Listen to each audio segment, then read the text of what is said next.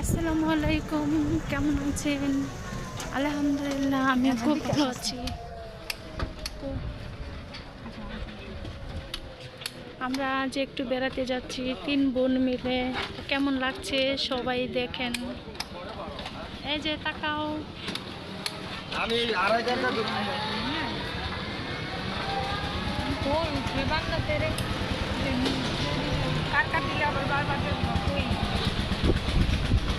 তো কেমন লাগছে গাইস, অবশ্যই কমেন্টে জানাবেন।